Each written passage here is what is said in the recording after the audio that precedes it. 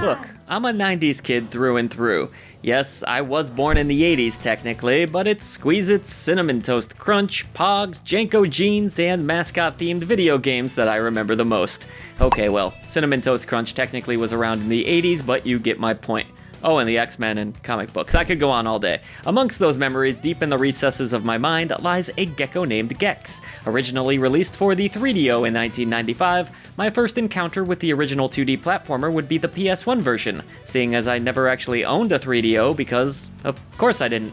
I was a kid and it was around $700. That's nearly $1,500 today, adjusted for inflation. Geez, and you think console prices today are bad. Ouch. Our wisecracking lizard has been dormant for nearly 3 decades now, seemingly lost inside of a hollow CRT TV somewhere within the mascot graveyard. But no longer! Gex is back in this brand new old trilogy, and he's kinda sorta been brought up to modern times. But should Gex have stayed in channel surfing hell, or is there some juice still left in his battery-powered remote? Let's find out in our full review. Light speed to Endor!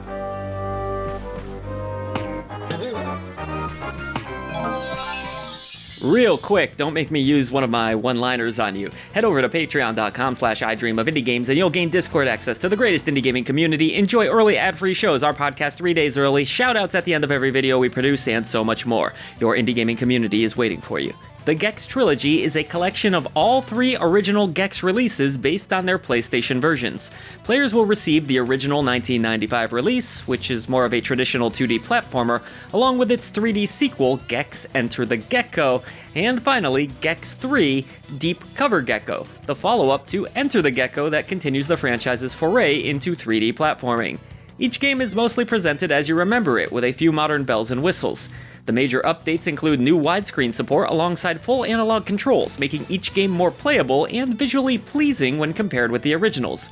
Some other small touches include a rewind feature, CRT filter, different screen sizes, the ability to save anywhere, and maybe best of all, some awesome interviews with the voice of Gex himself, Dana Gould. If all of that weren't enough, scans of the original manuals, packaging, and even concept art round out what is, at the least, a fine tribute to a game that has a good amount of history. Limited Run certainly could have tossed up some quick and dirty ports and called it a day, but they've given this trilogy a solid sprucing up that even Gex himself won't be able to poke fun at.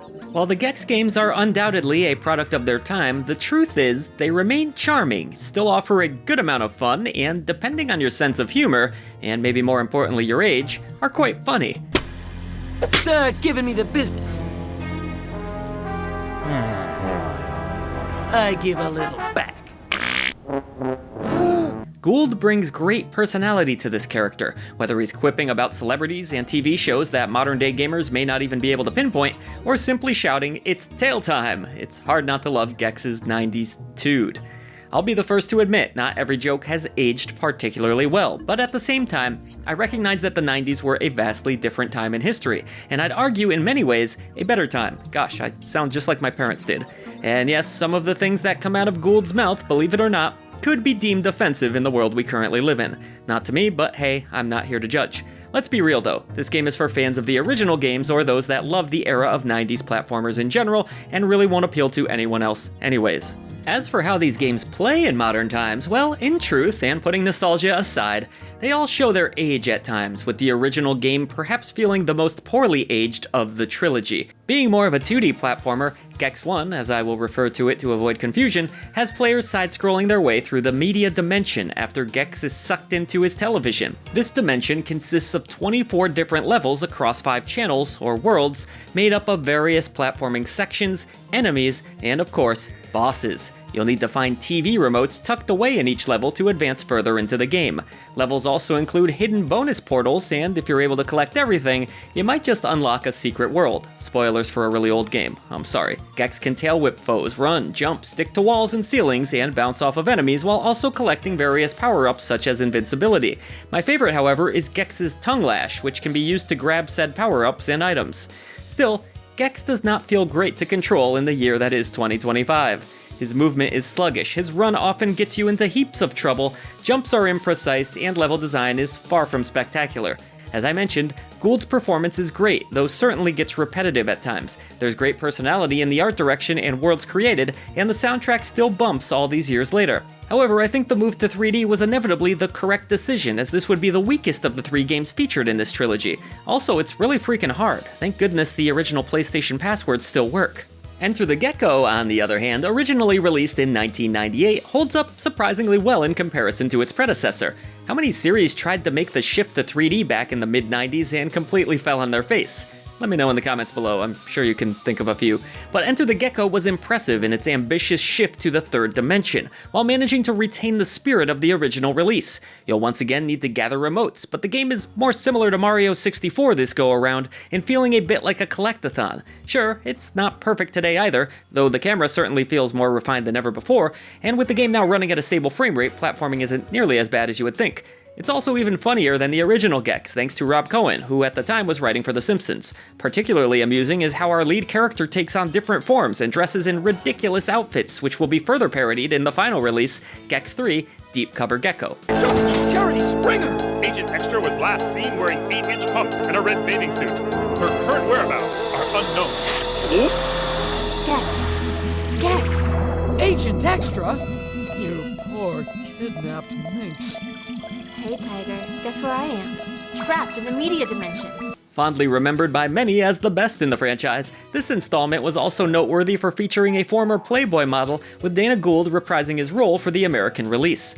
More so than the previous games, Deep Cover Gecko once again pokes fun at pop culture, taking place within a secret hideout that acts as the game's hub world. Essentially, this is a further refined version of the previous game, with more of everything, a game that really pushed the PS1 to its limits. Regardless of which game you prefer, both of these releases remain fun today, and are worth the price of admission alone if you grew up loving this franchise. And so, there you have it. 3 iconic games return and still manage to offer up some fun and laughs all these years later.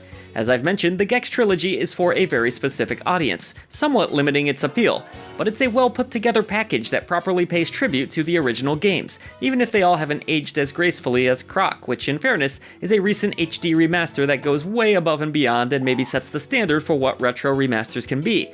But comparisons aside, this is a lovely little collection, and I for one think seeing Gex return in any form is worth celebrating, so put that in your pipe and smoke it. On our scale ranging as low as the dreaded Indie Krampus for terrible games you should avoid at all costs, all the way up to the elusive Golden Genie Lamp of Approval for essential releases, I'm gonna award Gex Trilogy the Silver Genie Lamp of Approval.